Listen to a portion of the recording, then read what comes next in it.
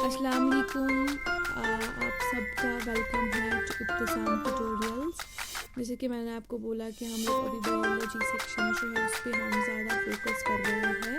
तो हमने 10th class का भी स्टार्ट किया हुआ है और इसी तरीके से 9th स्टैंडर्ड का भी बायोलॉजी चैप्टर में है सेल वो पढ़ रहे हैं और उसके हम टेक्चुअल क्वेश्चंस पहले पढ़ेंगे। तो what would happen if plasma membrane ruptures और ब्रेक डाउन। तो क्या होगा अगर प्लाज्मा मेम्ब्रेन जो सेल के अंदर होता है अगर वो रैप्चर होता है, फट जाता है या ब्रेक डाउन यानी कि ब्रेक मतलब टूट जाता, तो उससे क्या होगा। Plasma membrane is selectively permeable membrane of cell that maintains its homeostasis, that is constant interval chemical composition of cell। तो प्लाज्मा मेम्ब्रेन क्या होता है, इसको हम सिलेक्टिवली परमेबल मेम्ब्रेन बोलते हैं। ये सेल का क्या होता है, सिलेक्टिवली परमेबल मेम्ब्रेन। हाँ जी, ये मेंटेन करता है इसका होम्योस्टैटिस।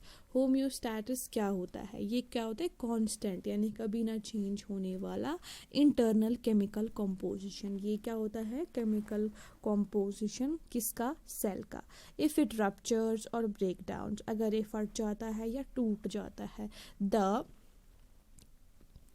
Constant interval chemical composition of cell, जो इस सेल के अंदर यही कॉन्स्टेंट इंटरवल केमिकल कॉम्पोजिशन होता है, विल बी लूज। तो वो क्या हो जाएगा, वो ख़त्म हो जाएगा, लॉस हो जाएगा and it will not be able to perform basic functions. और उसकी वजह से ये बेसिक फंक्शन जो भी होते हैं ये उनको परफॉर्म नहीं कर पाएगा।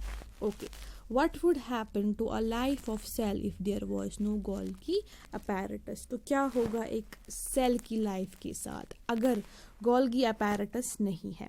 The Golgi apparatus performs the function of storage, modification and packaging of materials। Golgi apparatus जो होता है ये परफॉर्म करता है फंक्शन किस किस का, स्टोरेज का, स्टोर करने का, मॉडिफिकेशन है, पैकेजिंग है, किन की, मटेरियल्स की। सिंथेसाइज्ड इन द सेल, जो कहाँ पे होते हैं, सेल में वो सिंथेसाइज होते हैं। These materials will not be able to perform the functions in its original form। तो ये जो materials होते हैं ये अपना जो है functions जो होते हैं वो perform नहीं कर पाएंगे अपनी original form में। The formation of lysosome will be affected। तो जो लाइजोसोम होता है जब वो फॉर्म होता है उसका जो फॉर्मेशन है वो भी उसको भी उससे असर पड़ेगा अगर गोल्गी apparatus जो है वो सेल में नहीं होगा। Okay, which organelle is known as the powerhouse of cell. कौन सी ऐसी ऑर्गेनली है जिसको हम बोलते हैं पावर हाउस ऑफ सेल।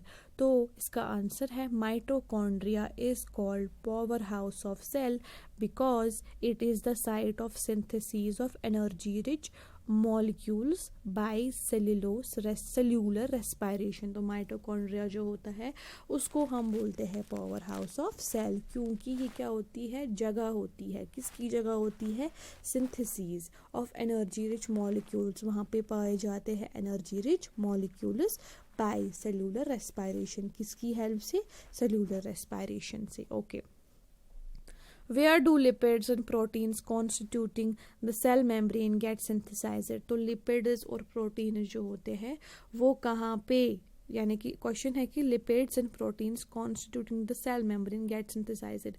जो लिपिड्स और प्रोटीन्स सेल मेम्ब्रेन के अंदर होते हैं वो कहाँ पे सिंथेसाइज होते हैं।